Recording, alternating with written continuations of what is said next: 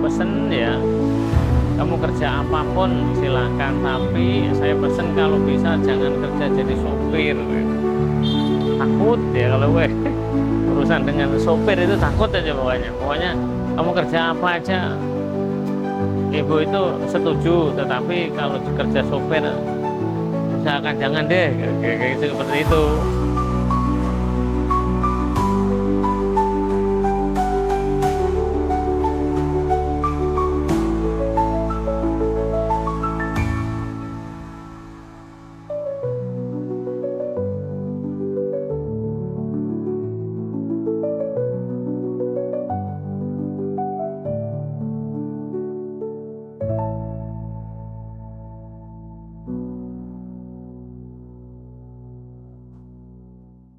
Assalamualaikum warahmatullahi wabarakatuh. Perkenalkan, nama saya Rohim, nama lengkap Abdul Rohim. Saya lahir di Tuban. Pertama-tama saya memang dari kecil itu hobi oprak-aprek. Bahasanya apa ya? Hobi memperbaiki sesuatu lah seperti itu. Nah, dengan jalannya waktu kita ini sekolah dari SD, SMP. Saya sekolah ini hanya SMP, mohon maaf ya. Saya sekolah ini SMP.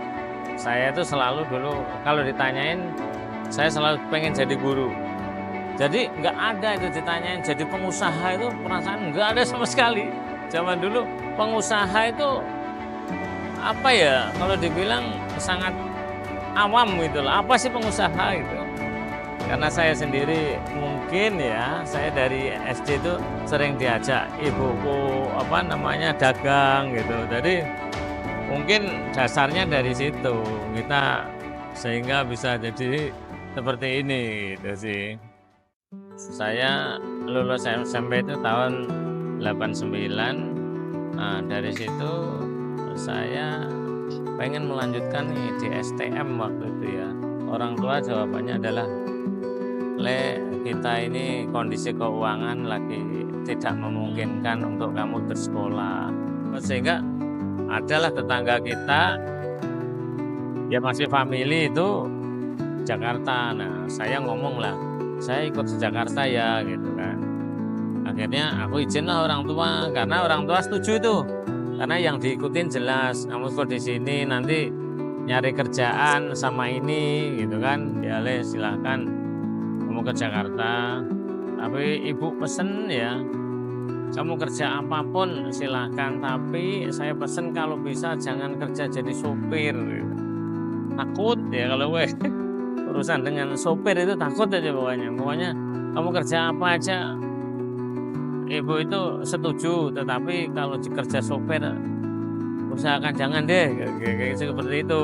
Nah, awalnya di toko spare part mobil, belajarlah dari spare part, sehingga teman-teman kerja di bengkel, saya nanyalah teman, adanya ada lowongan nggak tempatmu? Oh ya ada gitu. Akhirnya saya masuk di situ. Nah, ngekliknya saya di situ udah di bengkel. Nah, ini nih saya udah sepertinya udah cocok, karena saya masih ingat apa pesan ibu, nanti kalau kamu di Jakarta, pesan ibu adalah satu, kamu kerja apapun, kalau sudah cocok di satu bidang, tekunin, insya Allah membawa hasil. Nah, saya masih ingat itu ada di Quran diterangkan, Mas, itu ada ingat manjada wajada, segala sesuatu apapun kalau kamu tekunin, insya Allah nanti mendapatkan hasil. Nah, dari situ satu manusia, ini sepertinya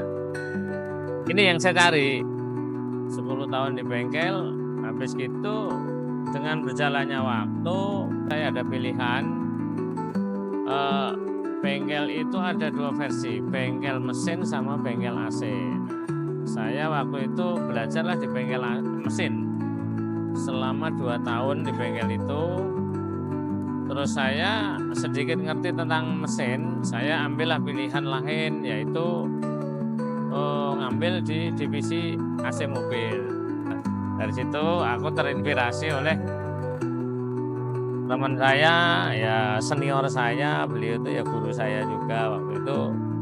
Beliau megang divisi AC, sehingga saya itu ngomonglah sama beliaunya, Mas aku ikut belajar AC, boleh nggak jadi helper sampean gitu kan. Oh ya boleh gitu.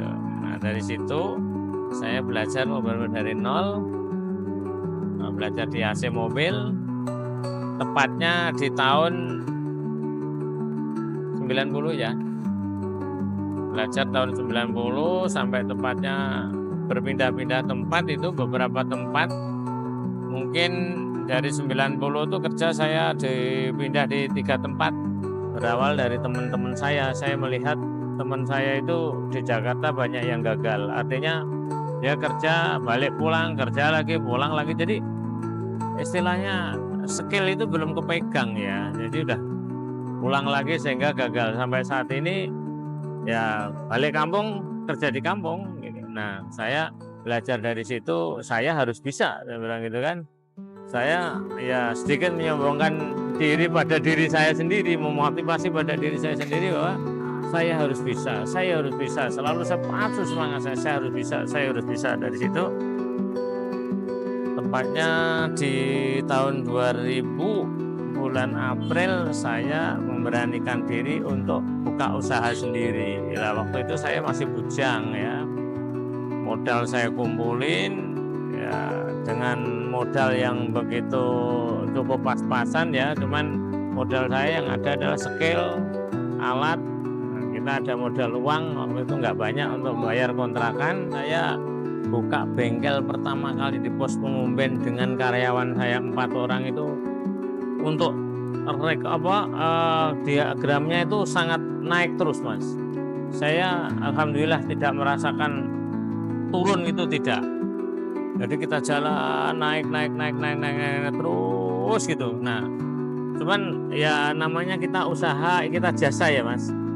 Itu yang harus kita hadapi, memang siap dicaci maki orang. Kita mau usaha di bidang jasa harus siap dicaci maki orang. Dipuji 1, yang nyaci maki 1000 bahasanya gitu. Itu harus kuatkan dalam pikiran dan hati kita Mas. Awal buka di Pos Pengumben, terus di tahun 2008 itu Mas saya dapat tanah di sini, ini dari temen juga, dia mau jual, saya beli di tahun 2008. Nah, 2008 saya beli, 2009 kita tempati. Akhir 2009 ya, tepatnya di bulan November kita buka lah bengkel ini. Dulu yang jaga di sini adalah istri saya. Saya ngomong anakku yang pertama itu, anakku yang kedua udah, anak yang kedua lahir. Sambil nungguin bengkel ini, saya masih posisi di Pos Pengumben. Terus saya gabung di sini setelah saya ditunjuk menjadi denso waktu itu ya. Dulu awalnya 1 ruko nih Mas. Nah ini yang tahap kedua, ini ada ruko yang kedua ini saya bisa beli di tahun 2012 awal. Itu Mas, sehingga saya beli dengan lunas, balik nama, saya bangun, saya tembok dulu nih, sama saya cor selantai dulu ya. Oh, yang penting bisa buat kerja, bawa atasnya masih kosong tuh, belakangan deh. Setahun kemudian saya nyicil-nyicil baru buat bangun lantai atas itu jadi ruangan. Itu prosesnya Mas. Kita punya di sini itu dari bener-bener dari nol kita ya, modal nekat itu dengan doa. Alhamdulillah Allah bisa memberi kemudahan, menjabai kita berdoa itu. Alhamdulillah bengkel kita ini sudah mulai besar. Tepatnya di tahun 2014 bulan November kita ditunjuk sebagai authorized denso oleh Jepang langsung, dan dihadiri oleh Presiden Direktur, GM dan manajernya langsung dari Jepang. Sampai saat ini kita punya beberapa cabang, satu di Jakarta ada 2, ada 3, di Jakarta ada 3, di Jalan Raya Joglo Raya, yang satu Jalan Mokhtar Raya, yang satu di Jalan Haji Mencong Ciledug. Di Jawa ada di Bojonegoro, di Tuban, di Ngawi. Itu ada 5 cabang sampai saat ini alhamdulillah. Sampai saya detik ini bisa begini karena lantaran teamwork kita ya, atau tim kita atau karyawan kita ya. Jadi saya anggap teamwork atau karyawan itu sebagai aset buat saya ya.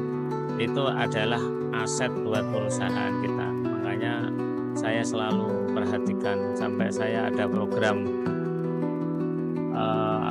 program umroh, bahkan ya karyawan saya yang lama-lama saya alhamdulillah udah ngumrohin sekitar 3 orang ya.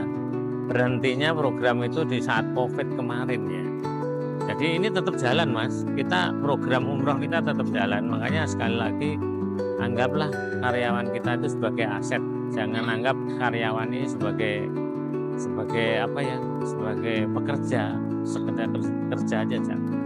Kita tuh anggap karyawan itu sebagai aset perusahaan. Dari situ insya Allah beliau juga mengerti, semuanya saling mendukung, kerjasama yang solid gitu, sehingga usaha kita ini bisa jalan dengan baik dan lancar, tidak ada kendala apapun. Alhamdulillah ya, qadar Allah ya, kita bengkel Sejuk AC bukan sekedar untuk bekerja dan mencari nafkah, tetapi ada sisi plusnya, yaitu seperti biro jodoh. Jadi alhamdulillah Sejuk AC itu udah menjodohkan 7 pasang Mas. Jadi antara mekanik dan admin, mekanik admin, bahkan kadang-kadang adminnya sudah keluar, istrinya, suaminya masih di sini. Ada yang istrinya di sini, mekaniknya suaminya udah keluar, seperti itu. Itu sampai 7 pasang loh. Alhamdulillah, berkah itu Mas.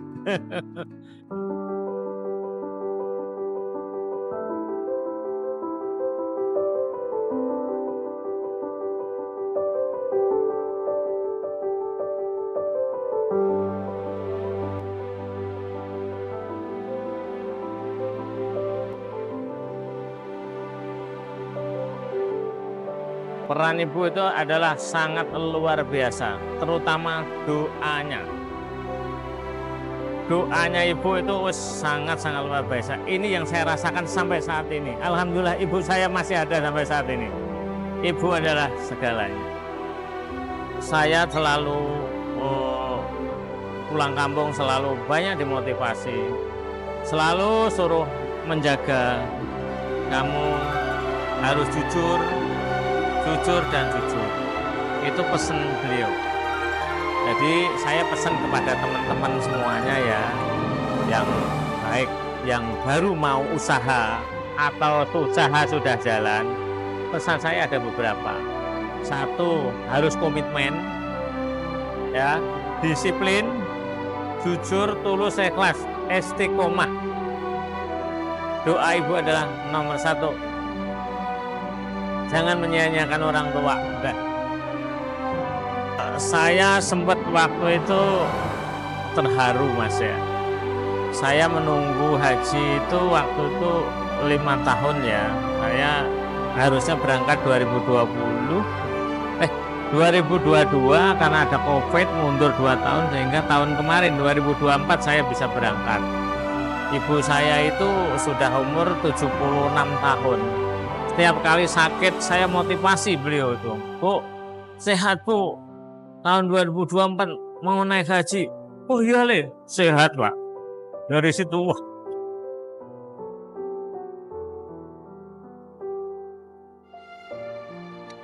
luar biasa ya buat kita ya ibu itu ya. Jadi sampai beliau itu sakit beberapa kali, bahkan waktu itu sakit hampir 3 bulan saya motivasi, saya pulang tak bisikin, Bu, nanti mau naik haji, oh iya Le, sembuh. Pokoknya kalau udah diabani naik haji itu sembuh Pak, sakitnya Pak.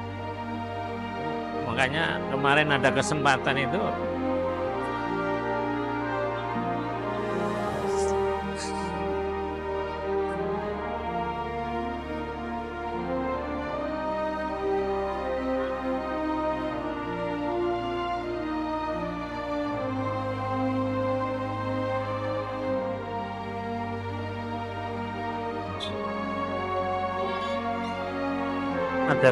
nggak sia-siakan Mas. Walaupun saya mungkin haji itu bahasa dananya kurang, kemarin saya paksakan karena kesempatan, yaitu tadi ibu udah 76 tahun. Kalau tahun ini saya tunda, belum tentu tahun depan bisa sehat kan. Alhamdulillah Proses haji semuanya udah jalan, kita berangkat kemarin saya bertiga Mas. Saya, ibu sama istri saya. Alhamdulillah lancar, saya di sana selalu saya dampingin. Kita juga kalau ibu itu kalau jalannya jauh kan emang harus pakai kursi roda, saya bawain kursi roda dari sini. Saya pakai pendampingan juga di sana. Tapi kalau jalan-jalan yang dekat sih nggak ada masalah. Tapi kalau udah sampai umroh sampai sa'i itu udah nggak bisa. Beliau harus pakai kursi roda yang jalan khusus yang di atas itu Mas.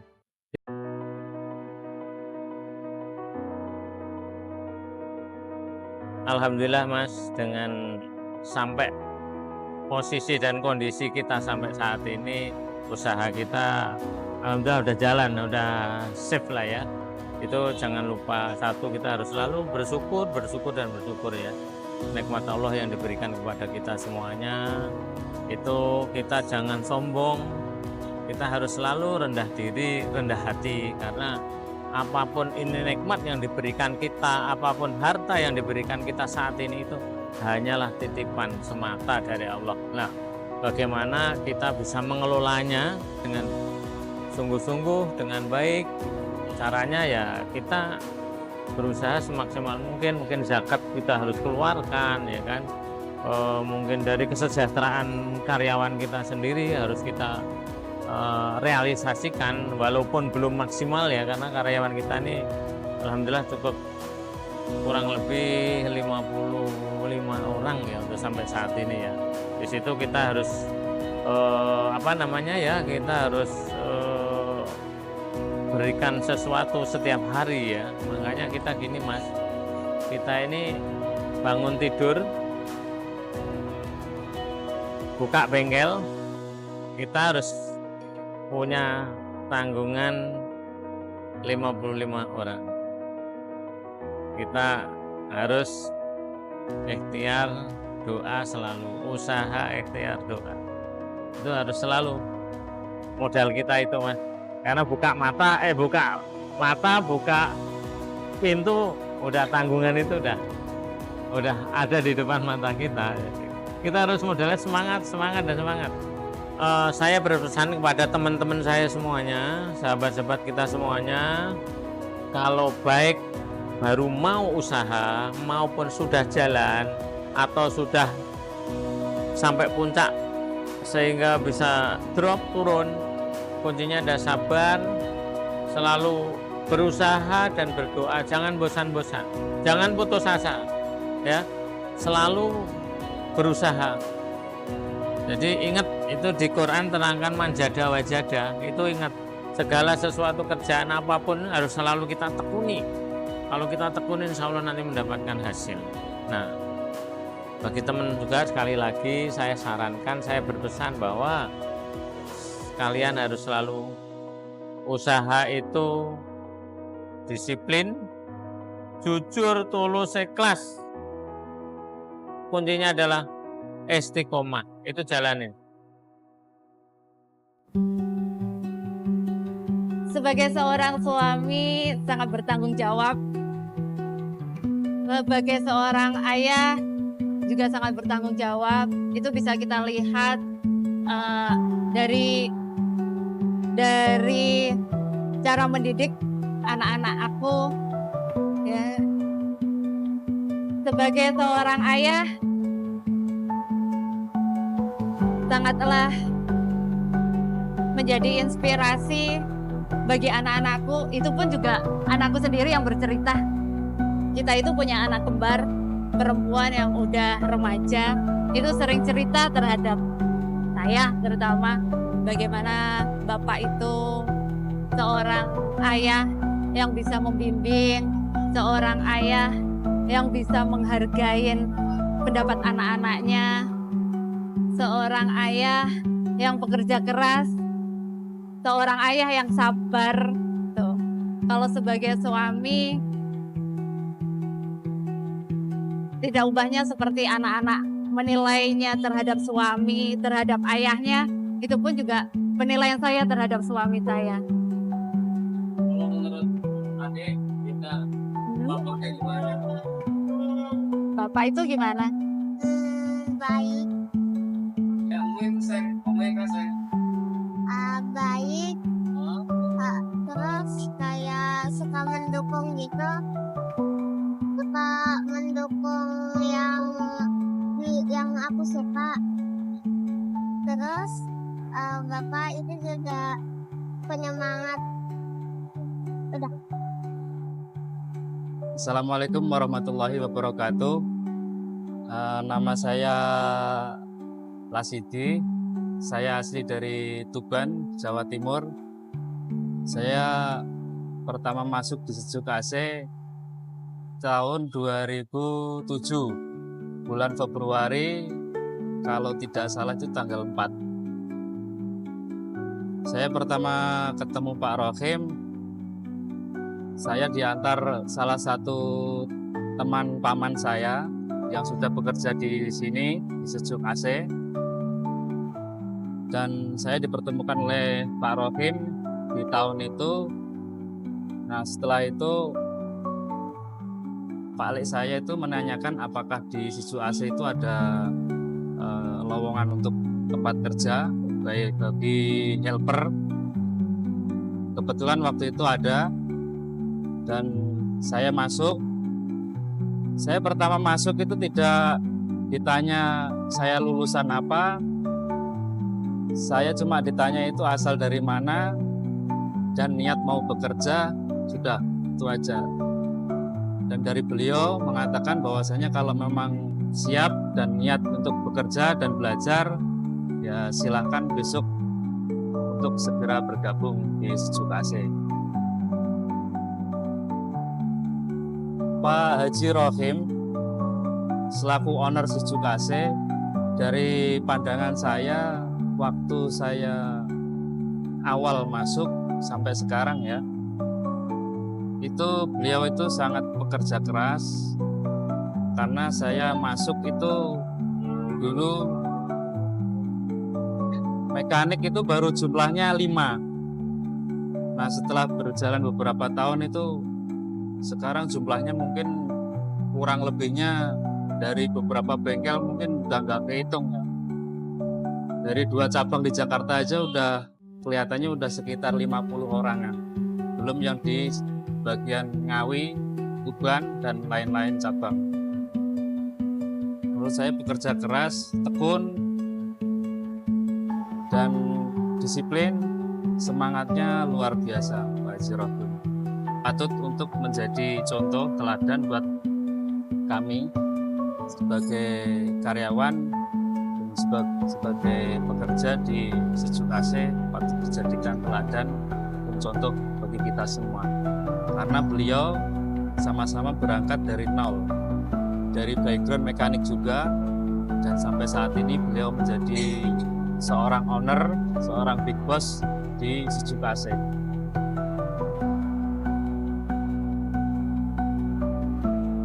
Oke, assalamualaikum warahmatullahi wabarakatuh. Nama saya Rustanto.